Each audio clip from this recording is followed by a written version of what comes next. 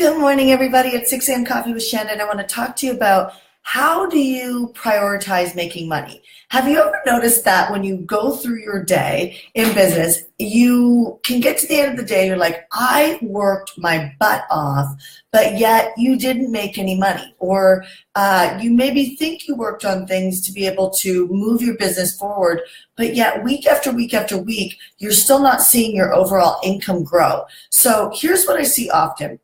If you are a driven entrepreneur, which I believe all entrepreneurs actually really are, and you've unleashed yourself, what I'll see is entrepreneurs spend a good amount of time having an explosion inside their business, and then they'll make a good amount of money, or they'll make some money. And then they get this level of satisfaction, and it's like, okay, let me just kind of coast and live my life. Now, that doesn't mean that you're not driven enough, hungry enough. Means none of that. All it means is that you're stuck in a behavioral pattern that just has you plateau and stay comfortable in a lifestyle that you've probably been in for some time. Then there's the opposite. There's, oh my gosh, I absolutely need to make money right now. There's something big happening in your life. Maybe you want to buy a house. Maybe you have to pay off debt. Maybe you're having a new baby. You calculate all these things up and the bills keep coming in. And so if you're someone who maybe is in a startup, or you just really, you need to make money, you tend to, or I guess I should ask you, have you ever noticed that days will go by and there's no like pop? There's like no pop in making money. Well, that's because if you were to track your, not only just your behavioral pattern, but the activities in which you work on, you'll find that often you think you're working on things that will grow your business and get you further ahead, but you're often focusing on things that honestly, you may think are uncomfortable to you, but there's some level of familiarity, some level of competence that you think you have that has you choosing the task that you choose to work on. For instance, when I was younger, I was told by my stepfather over and over and over again, he's not my stepfather anymore, but I was told that I was stupid. I mean, he told me all the time, like, you're stupid.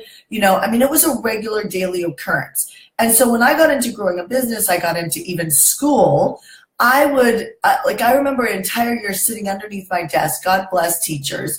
But my teacher actually let me sit underneath my desk while everybody else worked because I was a great enroller, and I would stick stickers underneath my desk all day long. And I can't believe it, but this woman actually passed me in school. And so I share this with you because often you're passing steps in your life and you're getting okay results, and people in your life are not going to necessarily challenge you on them because you'll probably get mad at them. And so you've built this container of getting the exact results that you have. My job today is to open you up to what are the activities that you should be working on that actually make you money. So first and foremost, I'm going to give you 3 things to think about. Number 1, I want you to think about what are the activities that I should be working on, that you should be working on today, not tomorrow, even if you're traveling.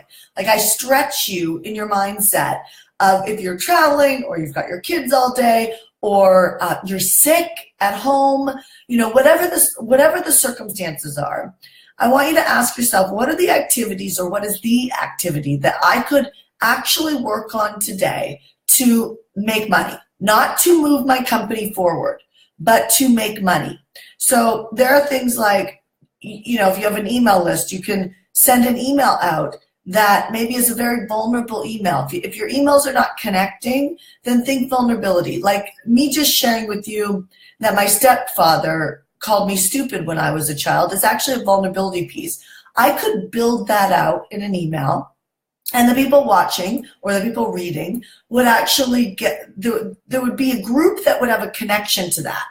They have a stepmom, a stepdad, or even a parent that maybe just beats them down or beat them down when they were a kid, right? And they can see how there's things today that they're battling against to be able to get the result that you teach or the result that you offer, and they're battling against these moments of childhood to get the results, right? And so that would be like a connection email. That would be a money producing email if you made an offer in there, a CTA, a call to action, which is asking them to maybe respond to the email, answer a question and respond to the email. Now you've got an interaction happening, which could result in a connection and a sale, or a connection and a new client, or a connection and a new customer, right? So that would be a money-making activity. Now, would you write one and then just leave it? No. If you are going to work on one activity today and really rock it out, you could spend the day actually, and this is step number 2, digging deep in that activity. So let me just take that activity as an example. So vulnerability email with a CTA, call to action, right? Which then would produce money today for you, if that was your case. I'm just showing you what would be a money-making activity. Going deep in that would be, okay, I've got nothing else to write about. I have no idea what to write about. Have you ever had this moment, right? Like, I don't know what to do with myself right now. I'm sitting behind my computer. I don't know what to do with myself. I checked that box and that activity's done. Now I've got the rest of the day.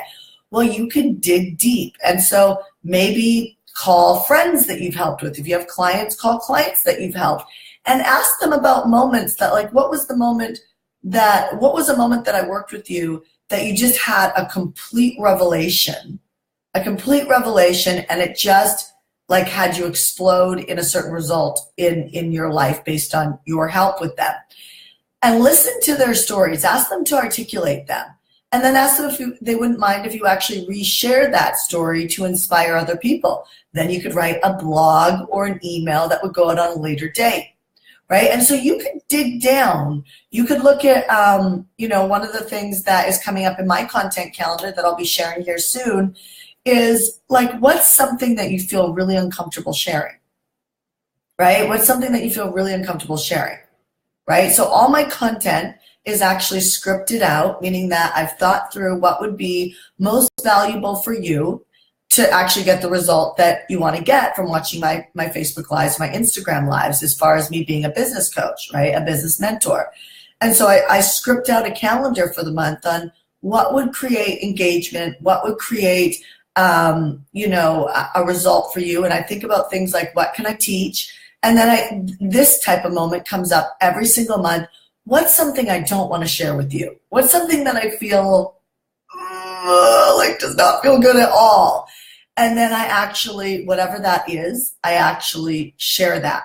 So in this week, I'm going to share something with you. If you show up at 6 a.m. Monday through Friday, I will share something with you this week that is one of those moments, and I'll demonstrate that for you. So one of the things I love to do is, while I'm doing what I'm doing with you, I love to show what's happening in the background. Why am I doing it?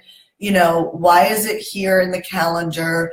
Like, what is it? What am I really doing, right? Instead of being a marketer or an influencer that's kind of you're studying and watching and going, oh, well, why did she do that? Like, there's a specific reason why I do certain things, to be able to create engagement, to be able to create raving fans, and to be able to essentially help as many people walk across the line and say, yes, for me to mentor them is possible, right? That's the game of business. And so what would be something that you could share that is like, it's got your power if you can't share it. So that's first and foremost. If it's got your power, it's got your money, right? And so you want to be able to, really be transparent and share that type of stuff. So first step is money-making activities. What are they for you today? What is one that you could, step 2, dig down deep on and really just brainstorm how to keep going on that money-making activity today to continue to squeeze the most juice out of it that you can. Another money-making activity could be a joint venture relationship. I started my business before this company, Hardcore Business, when I did real estate, I started by doing joint venture relationships, which means that actually I pretty much launched this company the same way, through building email lists through joint venture relationships. But if you're doing joint venture relationships, that means who are the partners that you're going to work with this year? Or, to be quite honest, when I worked with partners in my real estate company, I actually really only worked with 3 really great partners. And I did that for like 3 years, those 3 really great partners for 3 years. But I had to talk to a lot of people to be able to find those 3 really great partners that we had a great relationship together. We genuinely liked hanging out and going for dinner together. And by the way, they lived in different countries than me. Okay, they lived in the UK and Hong Kong, and I've never been to Hong Kong in my entire life. And so my point in sharing that with you is that, joint venture partners don't have to live in your city. You don't have to just do local marketing.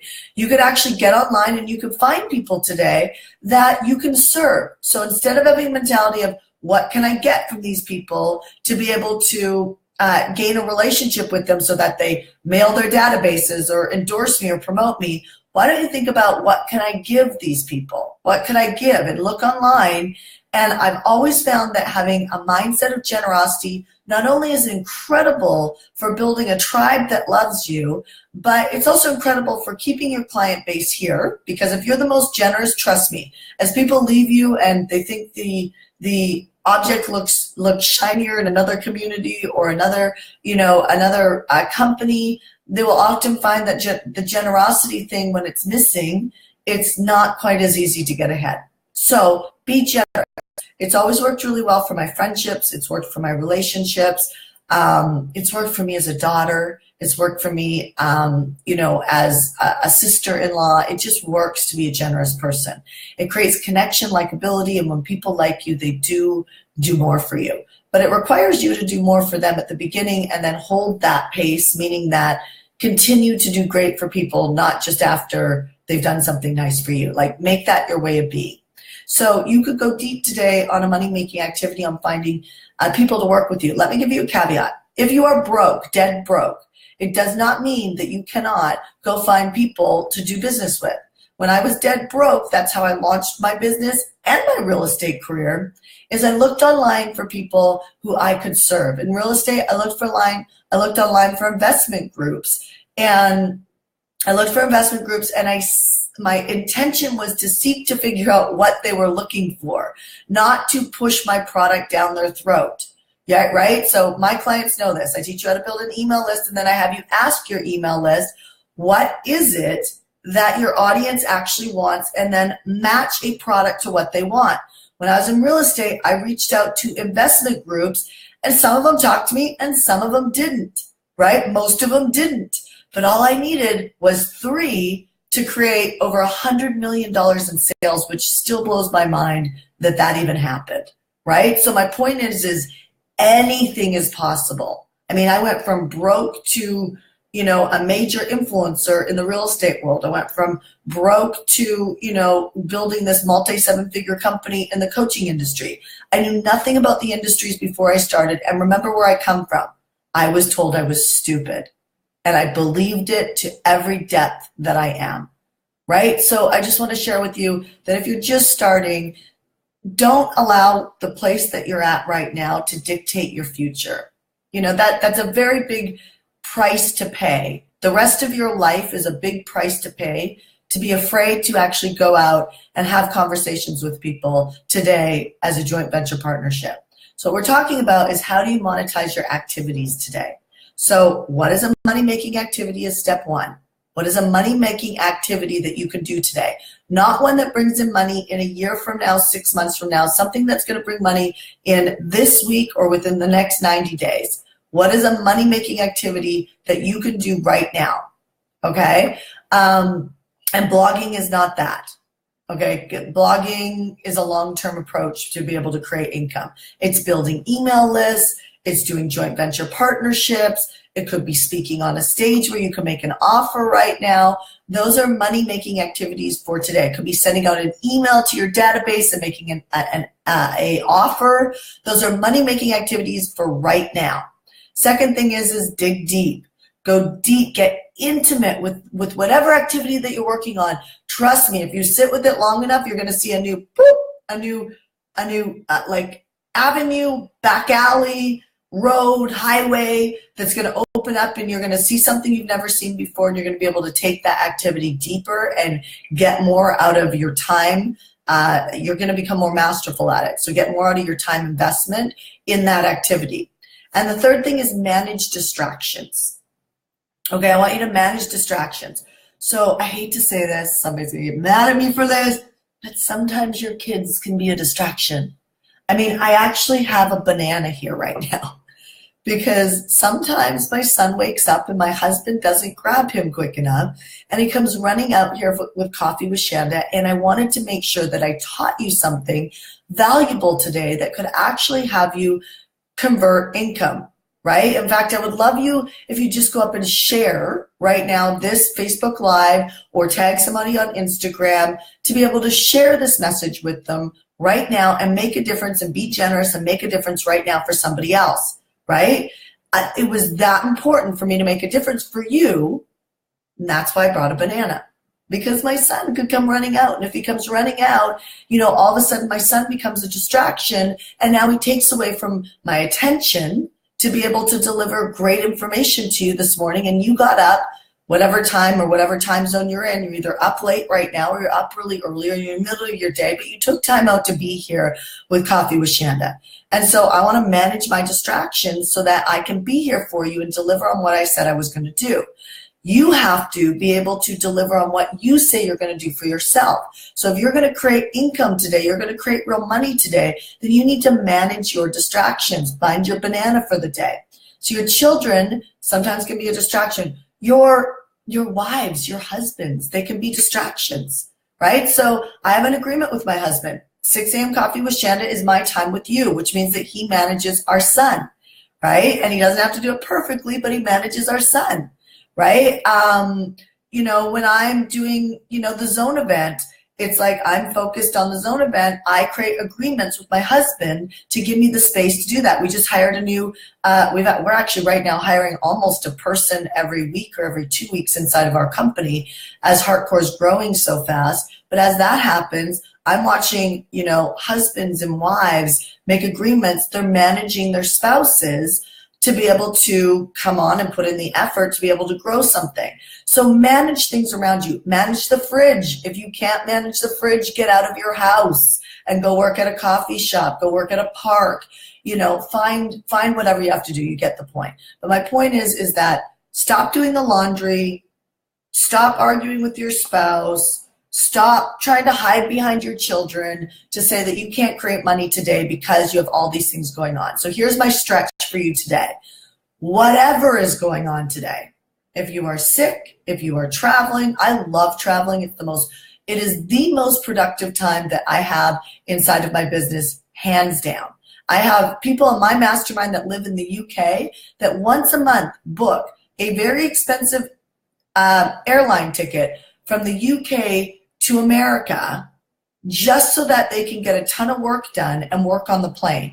You can write a book on a plane. You can write income generating emails on a plane. There are just so many things that you can write on. You can do a webinar on a plane. There's so many things that you can do that you're not getting to on a plane. So my point is that often your life is supporting you when you don't even realize it's supporting you, if you would just look up and look for the opportunities. So manage your distractions, find a money-making activity today that you're going to work on that is going to make you money today or within the next 90 days. And I want you to look around you and dig deep on it, meaning that spend time. Don't just finish the activity and go, I'm done.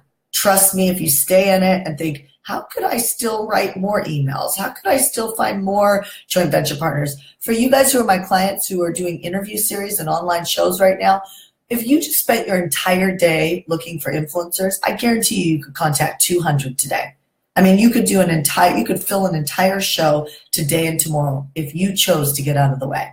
So I'm going to end on that note. I will see you tomorrow morning on 6 a.m. Coffee with Shanda. Please share this. I love looking and seeing who are my sharers, who are our generosity people. I love to see you, and I also come back and I answer on the thread later on today any of your questions. So feel free to leave me a question. All right, I'll see you on 6 a.m. Coffee with Shanda tomorrow.